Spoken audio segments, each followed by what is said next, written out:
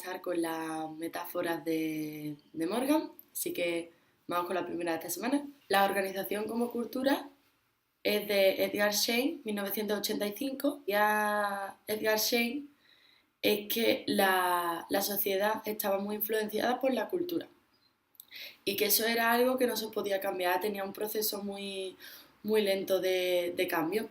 Todas las organizaciones estaban controladas por esa cultura y esa cultura, dentro de esa cultura, lo que priorizaba era la tradición. Entonces la tradición es algo que casi incuestionable, ¿no? Porque algo que se hace por tradición es algo que se viene haciendo desde hace un montón de años, pero nadie cuestiona si está bien, si está mal, o es más difícil de cuestionar, porque es algo que viene dado por la cultura y por tanto es una cosa invariable. ¿Por qué lo vamos a cambiar? Es tradición, es que la misma palabra lo está diciendo, es algo que no cambia. Dentro de la cultura, de la tradición, hay unas normas, unos valores, unos cánones, unos estándares, y esos tienden a permanecer invariables. Entonces, la desventaja que tiene este tipo de organización es que es muy lento el cambio o es muy complicado y además impide un desarrollo humano. ¿Por qué ocurre esto? Porque al ser una cosa incuestionable o una cosa que no tiende a ser criticada, pues difícilmente vamos a poder sacar de ella una valoración personal.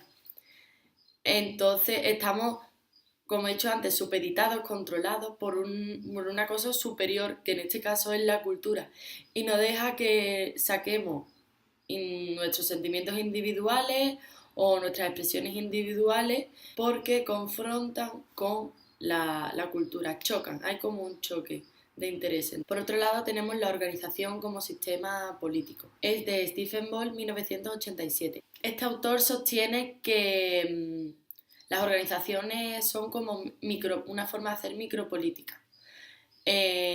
¿Cómo se hace política hoy en día? ¿Cómo haríamos micropolítica? Pues tenemos un montón de gente con un montón de pensamientos, un montón de pareceres, y lo que pasa es que se agrupan en torno a grupos que tienen más o menos las mismas ideas que ellos. O sea, se agrupan con los mismos, gente con los mismos ideales, con los mismos pensamientos, no exactamente los mismos, pero coinciden varios de ellos.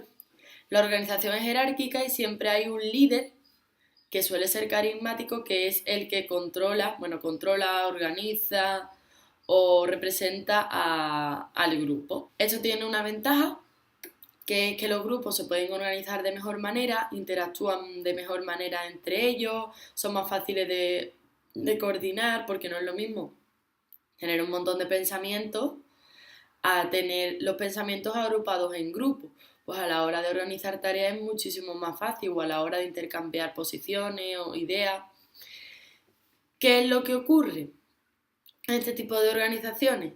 Que, como he dicho antes, todos somos personas, tenemos necesidades diferentes y nos vamos a estar relacionando con gente dentro de nuestro grupo que tiene diferentes posiciones o diferentes maneras de ver las cosas. Entonces, ¿qué pasa? Pues que difícilmente nos vamos a poner de acuerdo dentro de nuestro grupo y eso va a crear conflictos de intereses. Las organizaciones ubicuas son de Beiser, 1988. Pues este autor básicamente es muy cortito y lo que dice es que podemos aprender en cualquier sitio y de cualquier forma. Es decir, rompe con lo que sería para nosotros la escuela tradicional. Nosotros pensamos que donde se aprende es en la escuela, en clase, en el horario que dice el maestro y con los libros.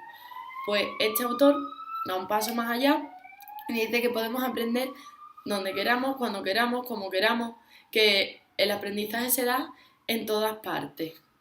Es algo que también estamos haciendo con la wiki nosotros. Nosotros la wiki podemos escribir en ella pues cuando queramos, buscar información donde queramos, interactuar con quienes queramos. De esta manera no solo hacemos el trabajo de clase, sino que estamos aprendiendo en lugares diferentes, con herramientas diferentes, y si yo voy mañana a la biblioteca y encuentro un libro interesante o veo por la noche un un documental donde sale Bauman, pues a lo mejor puedo incluir esas cosas en la wiki o pueden interactuar con otros compañeros en clase y decir, oye, mira, que es que he encontrado un documento muy interesante, podríamos leerlo, mira, he aprendido tal. Pues así podríamos enriquecer mucho más el aprendizaje, no solo intentando aprender en un mismo sitio.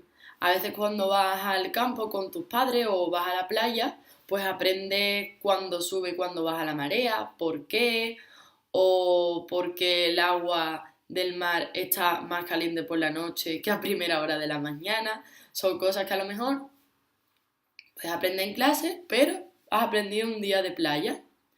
O por ejemplo, con el tema de los materiales. Estás dando las partes de una planta. Pues en vez de ir y dar las partes de una planta mientras ves un folio, pues puedes ir al parque, puedes ir a un sitio donde haya maceta, quizá alguien tenga una maceta en su casa y quiera traérsela. Pues se aprenden mejor así las partes de las plantas. Sí, no, puede, no lo sabemos, pero es una forma diferente de aprender. Yo me acuerdo que cuando iba al colegio, yo siempre he coleccionado minerales y cuando era la parte de geología, pues me lo llevaba a clase. ¿Por qué? Porque consideraba que era mejor verlos en directo que verlos en una foto, tocarlos, olerlos. Y así aprendíamos de una forma diferente. ¿Que queríamos ir al patio a ver las plantas? Pues íbamos al patio a ver las plantas, porque íbamos a tener que aprenderlo en la clase. Pues en eso consiste la organización ubicua. Después tenemos la organización como cerebro, es de Simon y Pribram, 1947, y básicamente lo que decían es que las organizaciones funcionaban como un cerebro en el que entraba la información, se almacenaba en partes diferentes y después cuando necesitas utilizarla para algo, pues busca los recursos. ¿Cómo funciona este tipo de organización aplicadas en una clase, por ejemplo? Pues los grupos de expertos. Tienes cierta información, divides la clase en grupos y cada grupo se especializa en una cosa y a la hora de elaborar un objetivo común, pues cada grupo aporta su parte de la información. ¿Qué ocurre? Que durante todo ese proceso los grupos han estado interaccionando entre sí, han estado intercambiando información, pero al haberse especializado en una cosa, pues, como la misma palabra dice, son más expertos, saben más de ese tema y están mejor organizados. Lo único que tiene que haber es alguien organizando cada parte de los grupos, la información que llega, cuándo hay que utilizarla y a la hora de ponerlo en común, por lo que vamos a tener un resultado fantástico. Como he dicho antes, los grupos necesitan estar organizados, tienen que tener una jerarquía, es decir, tiene que haber alguien que esté por encima de los demás, por lo menos a la hora de coordinar y controlar, porque todos a la vez sería muy difícil ponernos de acuerdo, tiene que haber como alguien que pare o alguien que abra el canal de información cada vez que queramos aportar algo nuevo. Esta semana también fue nuestro turno y expusimos la cárcel psíquica. Las organizaciones como cárcel psíquica, bueno, el autor es Platón, que como ya sabéis es un filósofo del siglo V a.C., filósofo griego, y Freud, que fue un neurólogo que formuló la teoría psicoanalista en 1896.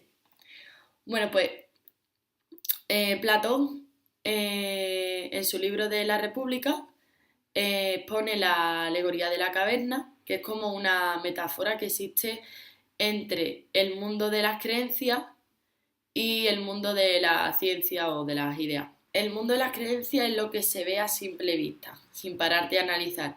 Te dan cierta información y tú te la crees. Entonces es muy fácil controlar así a la masa. Un ejemplo, yo veo una noticia en la televisión y yo me la creo tal cual. No me paro a compararla con otra información, ni paro a constatarla con otro suceso que haya ocurrido parejo, ni miro otros periódicos, ni miro nada. Me creo literalmente lo que me dicen. Pues puedo estar siendo perfectamente manipulable. El paso al mundo de las ideas o al mundo de la ciencia es el pensamiento. O sea, tienes que pensar, criticar, autorreflexionar y cuando pasas del mundo de la creencia al mundo de la ciencia, pues eres más libre, o sea, ya eres libre, no vives en la caverna, vives fuera de la caverna, porque conoces otro mundo que no es estar en el interior, sino conocer un mundo que antes, si no hubieras pensado, recapacitado, no hubieras conocido. Entonces, ¿cuál es la base de este pensamiento? La crítica, la reflexión. Por eso se llama la cárcel psíquica, porque vivimos atrapados en nuestra propia mente. Si no dejamos a nuestra mente crear, pensar, criticar, observar, reflexionar más allá de lo que vemos, vamos a vivir atrapados en nosotros mismos, porque nosotros mismos somos los que nos estamos controlando. Nosotros mismos somos los que estamos diciendo, ah, no, no, no, esta información es de verdad, ha salido en la tele. Y nosotros mismos no dejamos pensar, nos dejamos llevar por la información que vemos y no por lo que realmente puede haber detrás. Estamos atrapados en nuestra propia caverna. Por otro lado, Freud está también en parte relacionado. Freud dice que antes de nacer somos libres, pero justo en el momento en el que nacemos, la sociedad es la que nos marca unas pautas a seguir y es la que nos impide desarrollarnos con total libertad, porque tiene unas normas, tiene unos valores, tiene unas creencias. Entonces, ¿qué ocurre? Que todo no podemos hacer, porque estamos supeditados por la cultura. Entonces está un poco también relacionado con la cárcel psíquica.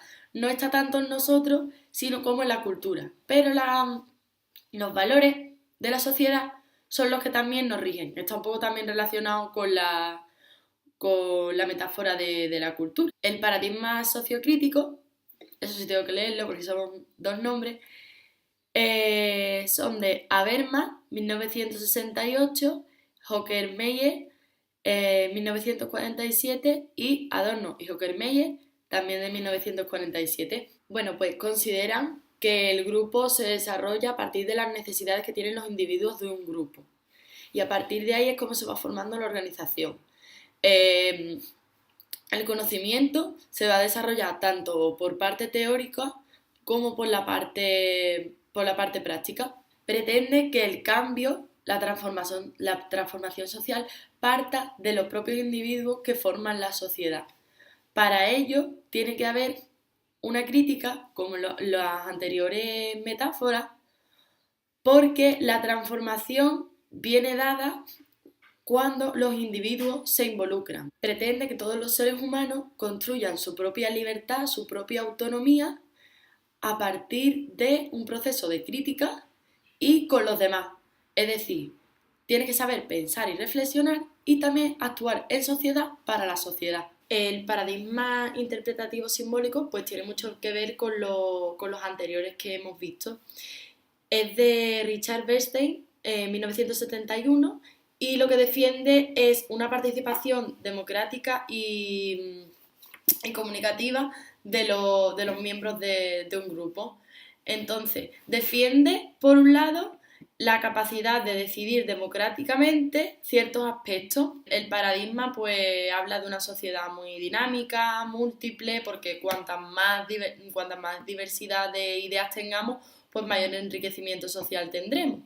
Entonces, las ventajas que tiene es que tiene mucha diversidad, o sea, al tener mucha diversidad, pues como he dicho, eso va a producir mayor intercambio de ideas, mayor flujo de información, pero por otro lado, tiene que adaptarse a las necesidades de todas las personas. Es como lo que hemos hablado antes en otros paradigmas. Tenemos muchísima información, muchísimo intercambio, muchísima cultura, muchísimas nacionalidades. En los colegios, por ejemplo, tenemos muchísima diversidad de ideas, muchísimas culturas, muchísimas tradiciones, muchísimos valores. El problema, ponernos de acuerdo en algo. Al tener gran variedad de ideas, pues también tenemos mucha dispersión, porque cada uno piensa de una manera diferente. En vez de producirse un enriquecimiento partiendo de la unidad, pues puede haber ciertos problemas a la hora de organizarse porque hay diversidad de ideas. Y por último, las COPs, que son las comunidades de aprendizaje de Etienne Wenger, 1998. Y bueno, estas me encantan porque son las comunidades de aprendizaje, lo que conocemos como comunidades de aprendizaje. Y me voy a enrollar un poco más porque soy miembro de una comunidad de aprendizaje. Entonces, estoy dentro de este modelo y llevo un año en un colegio de aquí de mi barrio porque la universidad me ofreció la oportunidad de participar y voy todos los miércoles a hacer actividades con ellos.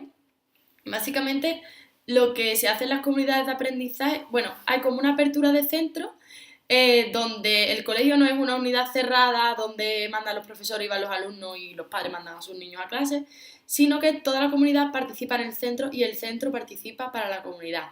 Es por un ejemplo. Ahora mismo están recogiendo ideas de padres, de alumnos, de profesores sobre qué cambios quieren ver en el colegio, qué cosas les gustan y qué cosas no. Los padres participan en muchas juntas, se hacen tertulias dialógicas, es decir, los padres están dentro del centro.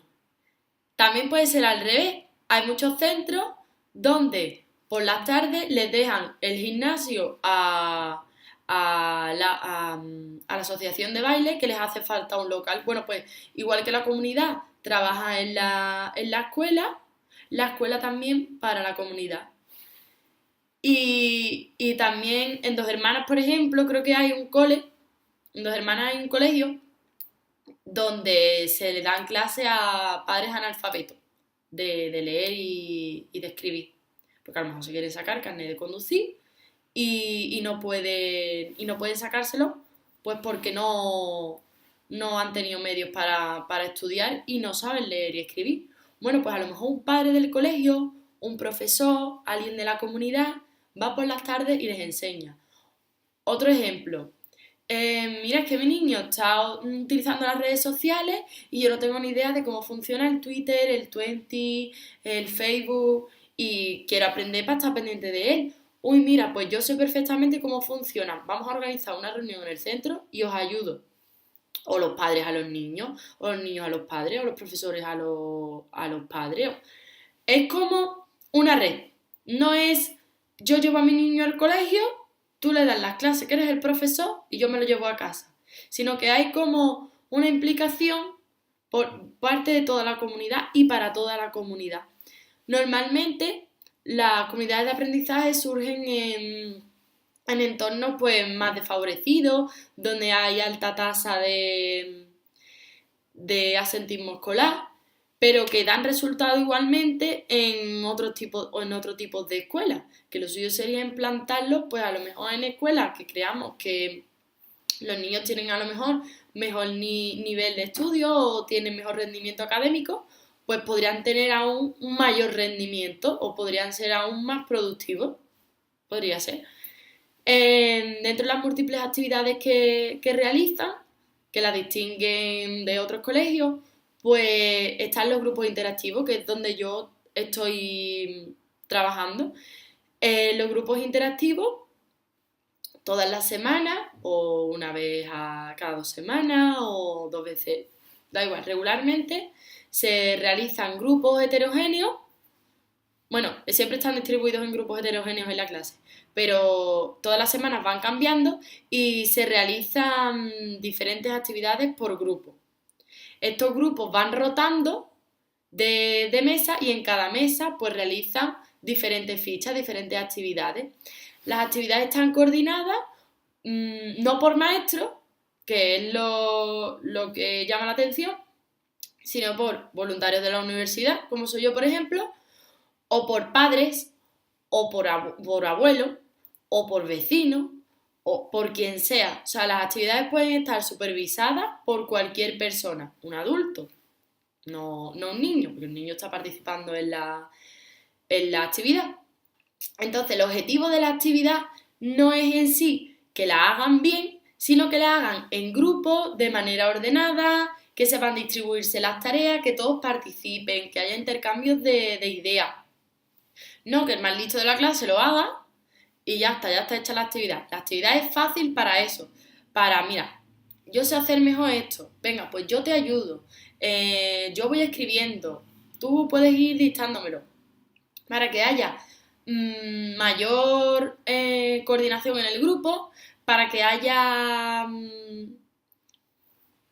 Esto se hace para que los niños hablen, interactúen con otros compañeros de la clase, sepan resolver conflictos con gente que les caiga peor, interactúen con gente que no, a lo mejor llega al final de curso y todavía no han entablado una palabra con ese compañero de la clase.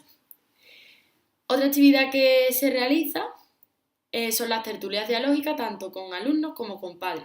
Se coge un clásico de la literatura, adaptado o no, y cada cierto tiempo pues se reúnen tanto padres como alumnos y se realiza o bien la lectura en clase, porque muchas veces los padres no están pendientes de los niños y no la realizan en casa, o se trae leída de casa y lo que se hace es como un intercambio de ideas. ¿Qué te ha gustado más?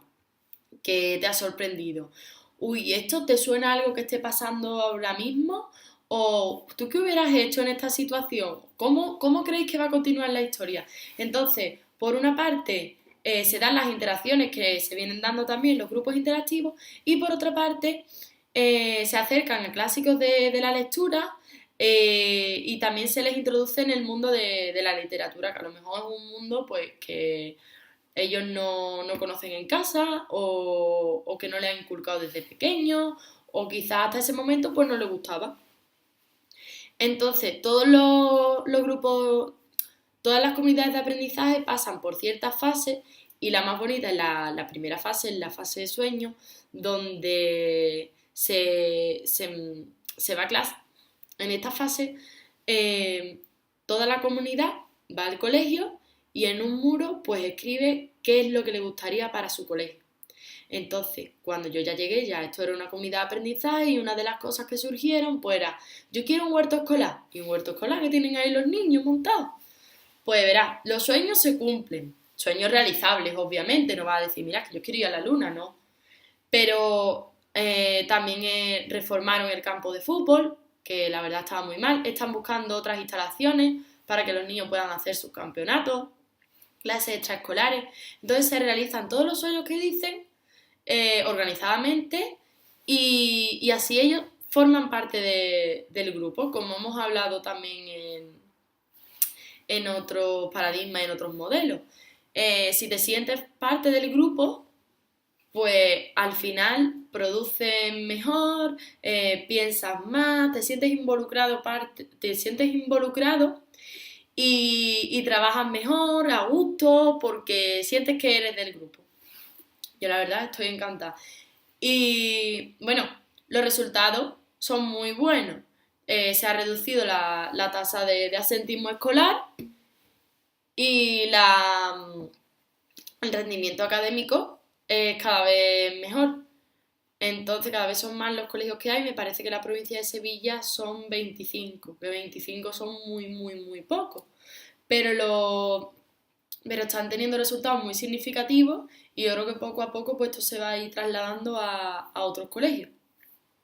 Y yo desde aquí, de verdad, os animo a que participéis en las comunidades de aprendizaje, porque como os he dicho, es totalmente abierto. Si no vais por la universidad, vais por vuestra cuenta, os informáis y allí al principio del curso coge el jefe de estudio, la directora y os dice, mira, estamos encantados de que estéis aquí, vente tal día o vente cuando tú quieras. A mí me dijeron, ¿qué día tienes disponibilidad? Venga, vamos a organizarlo. Claro, de una manera organizada. Pero de verdad, se aprende un montón, es una experiencia muy gratificante y es como hacer es como hacer las prácticas sin crédito, pero bueno, 30 créditos, 60 créditos llevo yo ya, pues llevo todo el año. Y la verdad, se aprende muchísimo y está dando resultados muy buenos y necesita la colaboración de toda la comunidad. Así que si tu colegio es comunidad de aprendizaje y lo tienes cerca de casa, siéntete parte de él y trabaja con los niños de tu barrio, que es algo muy, muy bonito. Bueno, y hasta aquí las metáforas. Nos vemos la semana que viene. Un beso.